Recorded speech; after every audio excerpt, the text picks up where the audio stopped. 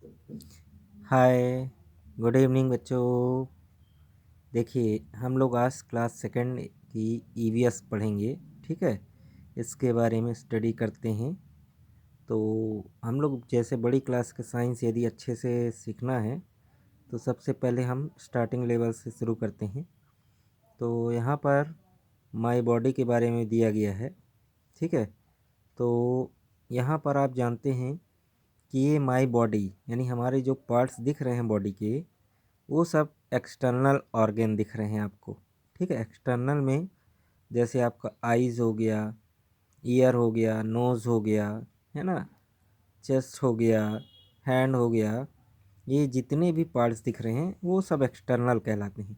तो आइए इसी से रिलेटेड, अपनी बॉडी से रिलेटेड हम लोग थोड़ा सा और आगे देखें और यहाँ पर समझने की कोशिश करते हैं कि हमारी बॉडी में जो मेन होता है एक्सटर्नल पार्ट, वो हमारा सेंस ऑर्गेन होता है। ठीक है, जो कि 5 प्रकार का होता है। There are 5 type of our sense organs. First number eyes, second number ears, third number nose, fourth number skin and fifth number tongue. So यहाँ पर देखें, आइस का जो मेन वर्क होता है, हम लोग का आइस में जो 2 आइज़ होते हैं उसका मेन फंक्शन क्या होता है। आई से हम लोग ओनली क्या करते हैं, देखने का काम करते हैं। ठीक है, तो आई का काम क्या है, सी, एंड ईयर्स का हियर। हियर मीन्स सुनना। तो यहाँ पर देखिए, हमारा ईयर जो है इससे हम सुनने का काम करते हैं। ठीक है, इसके बाद नेक्स्ट है नोज़। नोज़ का क्या काम है, ये हमारा थर्ड सेंस ऑर्गन है। तो नोज़ से हम किसी भी चीज़ का स्मेल करते हैं। ठीक है, स्मेलिंग यानी हम सूंघने की क्षमता जो करते हैं वो है हमारा नोज़, जो कि बहुत ही हेल्पफुल होता है। ठीक है, इसके बाद है स्किन। स्किन का काम होता है फील करना।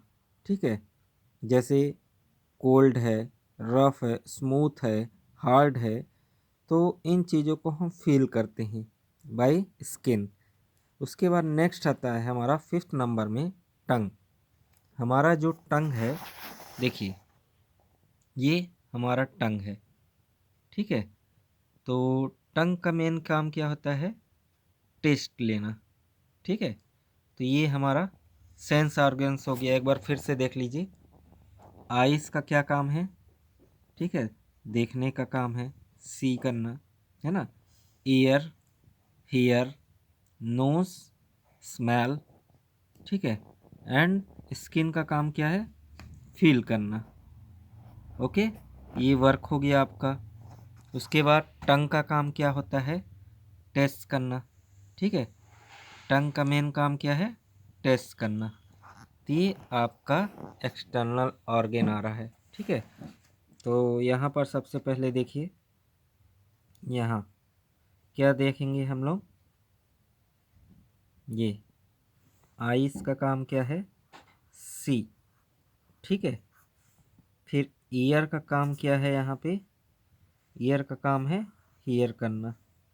नोज का काम क्या होता है, स्मेल के लिए होता है।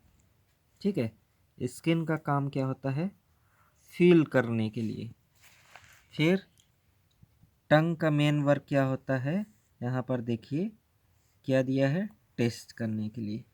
ये हमारा एक्सटर्नल ऑर्गन हो रहा है। ठीक है, फिर इंटरनल ऑर्गन में देखिए क्या क्या देखने को मिलेगा। हमारा जो ये दिख रहा है डायग्राम, ये इंटरनल ऑर्गन है। जैसे ब्रेन हो गया। ठीक है, ब्रेन के अलावा और आपको क्या दिख रहा है यहाँ पे, देखिए ब्रेन हो गया, लंग्स दिख रहा होगा, लीवर है, हार्ट है, स्टमक है एंड किडनी।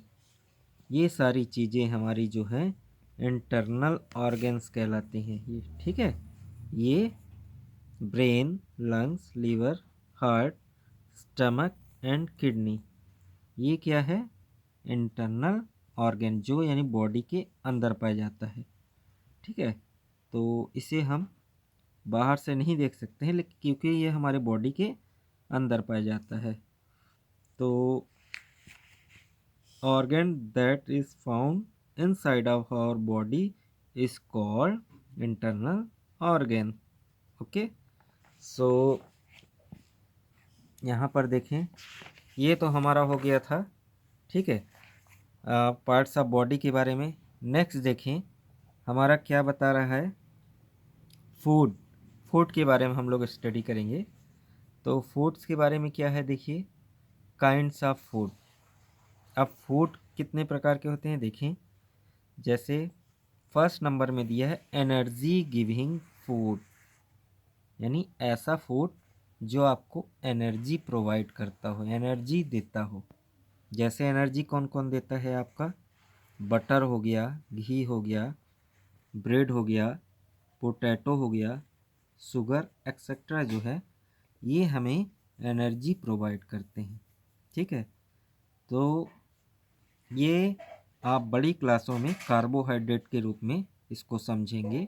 ठीक है, तो हम यहाँ पर अभी छोटी क्लास के हिसाब से देख रहे हैं, तो ये एनर्जी गिविंग फूड कहलाता है। उसके बाद है सेकंड नंबर में होता है body building food. Body building मतलब जो हमारे क्या करता है, मसल्स को बनाता है। ठीक है, तो इस कहाँ कहाँ से मिलता है हमको, ये pulses, milk, fish, meat, eggs, ये सारे बॉडी बिल्डिंग्स फूड कहलाते हैं। ठीक है, तो इसको हम दूसरे तरफ से यदि बड़ी क्लास में देखेंगे तो इसको हम प्रोटीन, मतलब ये क्या कहलाता है, प्रोटीन रिच फूड कहलाता है। यानी इसके द्वारा जैसे हमें प्रोटीन जो मिलता है जिस फूड से, वो बॉडी बिल्डिंग फूड कहलाता है। ठीक है, तो अगला पॉइंट है प्रोटेक्टिव फूड। अब यहाँ देखिए, food that protect us from diseases, ऐसा भोजन जो हमें बीमारियों से बचाता है उसे हम कहते हैं प्रोटेक्टिव फूड्स। ठीक है, फिर नेक्स्ट देखिए यहाँ पर क्या दिया है, सोर्सेस ऑफ फूड। सोर्सेस यानी यहाँ पर एक चीज़ और बताना भूल गए हम, प्रोटेक्टिव फूड मतलब होता है जो हमारी बॉडी को बीमारियों से लड़ने में सहायता करता है ना, तो डिसीज़ फ्री हमें रखता है। तो जैसे जितनी भी हरी सब्जियां होती हैं या फल होता है, ये प्रोटेक्टिव फूड के अंदर आता है। और इसको हम, इसमें क्या है देखेंगे, विटामिन सबसे ज़्यादा पाया जाता है ना, तो जो विटामिन्स रिच होते हैं वेजिटेबल्स एंड फ्रूट, उसे हम कहते हैं प्रोटेक्टिव फूड। इसके बाद देखें सोर्सेस ऑफ फूड के बारे में समझते हैं ना। सोर्सेस ऑफ फूड में देखोगे आप, फूड जो है हमें कहाँ कहाँ से मिलता है खाने के लिए। तो फूड्स बहुत से आइटम ऐसे होते हैं जो आपको प्लांट्स के द्वारा मिलता है ना, जैसे सब्जी हो गई, फल हो गया, ठीक है, ग्रेन्स हो गए, पल्सेस हो गए, वेजिटेबल्स एंड फ्रूट्स, ये सब कहाँ से मिल रहे हैं, प्लांट से। तो ये प्लांट्स प्रोडक्ट हो गए। उसके बाद कुछ सोर्स होते हैं एनिमल्स के द्वारा खाने को मिलता है आपको। तो एनिमल सोर्स कौन कौन से कहलाते हैं, एग्स हो गया, एग्स के अलावा और क्या क्या मिलता है आपको, फिश हो गया, बटर हो गया, है ना, मिल्क हो गया, ये सब चीज़ें जो हैं एनिमल्स के द्वारा ही प्राप्त होता है। ठीक है, तो ये हो गया सोर्सेस ऑफ फूड। अब बैलेंस डाइट, बैलेंस डाइट इसमें दिया है। तो बैलेंस डाइट का मतलब क्या होता है, ऐसा डाइट या ऐसा भोजन जिसमें सभी न्यूट्रिशन, ठीक है, सभी न्यूट्रिशन जो है राइट अमाउंट पर अवेलेबल हो, उसे हम बैलेंस डाइट कहते हैं। जैसे आपको एनर्जी देने वाला भी फूड उसमें अवेलेबल हो, ठीक है, जिससे हमें ऊर्जा मिलती है, ताकत मिलती है, तो एनर्जी गिविंग फूड होता है। ठीक है, उसके बाद जिससे हमें प्रोटीन मिलता हो, जिससे विटामिन्स मिलता हो, तो ऐसे सारी चीज़ें हमें भोजन पर डेली मिले, तो उसे ही हम कहते हैं बैलेंस्ड डाइट। ठीक है, फिर ये तो हो गया आपका डाइट से संबंधित। ठीक है, तो आज के लिए इतना ही है, बाकी नेक्स्ट वीडियो कवर करते हैं नेक्स्ट टॉपिक पे। ठीक है, थैंक यू।